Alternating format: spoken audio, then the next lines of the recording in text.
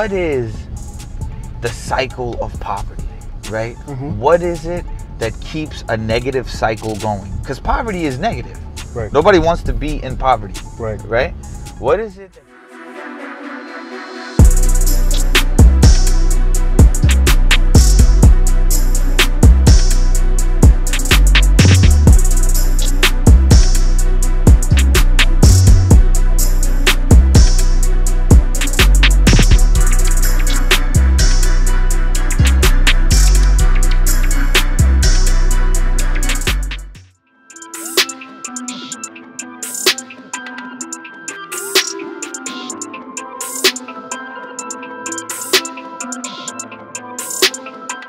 Tonight is the game. Yeah. That's why I took off tomorrow, only for the game. Good. Yeah, my mom's a big Warriors fan. Oh, for real? Warriors, because you know, in California. Growing up, I grew up with him actually. Yeah. So I'm a fan of the 49ers and then the Warriors. Yeah. I used to watch every single game, like Michael Jordan. Oh my God, that's my favorite player. My mom used loves to watch Michael Jordan every too. single game. It was me, him, and my brother. Yeah. We were crazy about 49ers. At And that the time, Giants too. Joe Montana and Jerry Rice. My mom definitely. Do you guys have matching jerseys? No.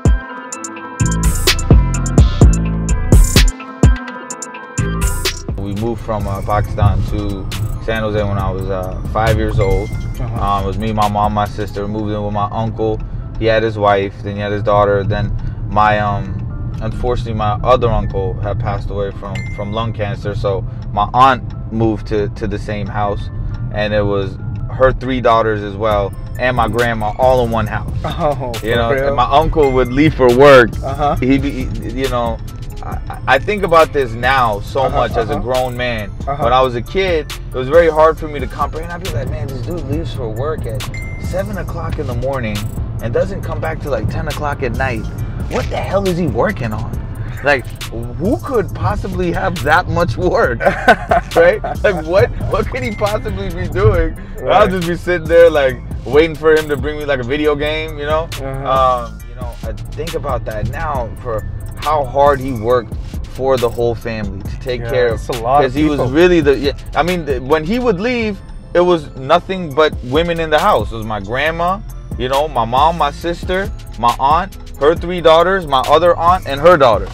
And me, right? So naturally, as a kid, you know, like you start to think about that. Like I would come home and immediately leave and go outside, you know, and then just go kick it with my boys. And those are probably some of the best years of my life. It was great to be a kid, even though we didn't have a lot. Even though it was like I slept on the floor for the first 15 years of my life. You know, I mean, that's because my mom, my sister would take the bed. Of course. You know, so it was my mom, my sister, and me in one room. My aunt, her 3 daughters, and my grandma in another room. And my uncle, my aunt, and his daughter in another room. You know, so obviously, you know, I slept on the floor for 15 years. And you know what? That was some of the best sleep I ever got in my life. Straight up. Straight up. It was one of, you know, it probably is the best sleep that I got in my life, because I would get so comfortable in those 3-4 little, you know, comforters that were like, I'm telling you, like I could do a running start, jump in there and be out and right then I'm out. You know what I'm saying? Because it was like no worries at that time. You know, you can sleep on the floor and be so comfortable. Right. Now it's like you have a plush bed and I can't get no damn sleep. I got so much things going through my mind, you know?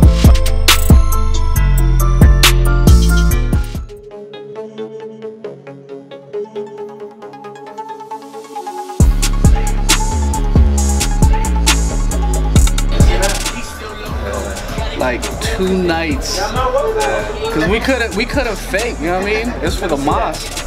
Let's see that. bro. That's probably gotta be like my favorite quote. Yeah. Life is but faith is struggle. Yeah, life is man, we struggle. Faith, straight up. We needed faith. Right. We needed that faith while we struggled. I feel like anybody would have gave up. You know? Yeah. And I feel like long nights, man. Like 1, 2 in the morning, oh, they're pressing shirts. Hell yeah. Like, yo, there's events coming up. Yeah. I am Pakistan. Right. Yeah. So we had to drop the prices on them from 10 to like $5. At the end, we were just giving them away. Yeah.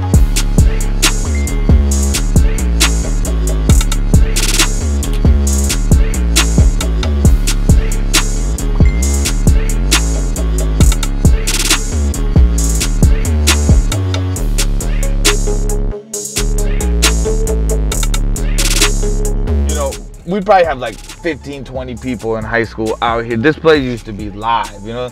They kind of shut everything down now. Everything's a lot quieter. Everybody got older. A lot of people moved out, you know? And these woods right here, man, this was the spot. We used to just be running back and forth from here and doing a lot of crazy shenanigans in the woods in between over here. And then when me and my boy got a job at the Arby's and at the mall right there, I swear to God, every night, you would have at least 20 to 25 people that would just come to that Arby's right when it's closing time, and we would literally feed like the whole neighborhood. You know, we used to feed a lot of people off that Arby's, man.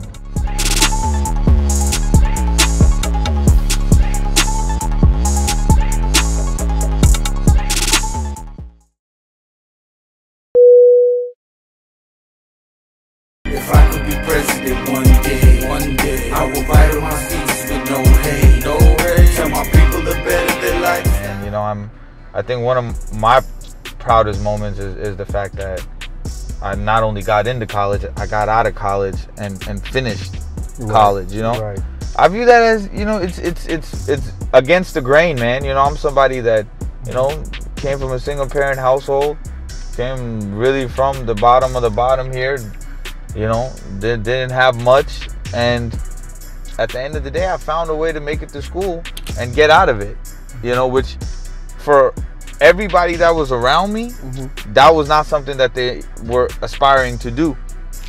And I really do credit my mom for that a lot, because she always used to remind me that, you know, what is the reason that we left Pakistan and came here?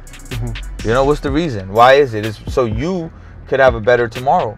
And at the end of the day, what is it that is different in this country, right? It's the fact that you actually have a chance to get knowledge. An opportunity. And knowledge is power. Right. And if you can educate yourself, it doesn't matter what it is that you educate yourself in, as long as you educate yourself. Right. Because only then can you break the cycle. See, when I think about what is the cycle of poverty, right? What is it that keeps a negative cycle going? Because poverty is negative. Right. Nobody wants to be in poverty. Right. Right? What is it that keeps the cycle of poverty going? It's ignorance. And it's not knowing any better. Because if you know better, you're going to do better. Right. But if you don't know better, you can't do any better. Right? And how is it that you don't know any better? It's because you didn't educate yourself. Right. You couldn't think of something, or you weren't told or taught, or didn't go out and teach yourself a different way, right? And what are the symptoms of poverty? Symptoms of poverty are remaining in the same cycle, of, you know, whatever it is that you're doing to make money, whatever illegal means that you find, right? And everybody knows what those 3 or 4 options really are, right? Staying in that cycle. And the most important one in poverty-driven communities, right, is a lack of education and a lack of importance behind education. Right. That's in America. I might even venture a guess in saying the rest of the world. Right.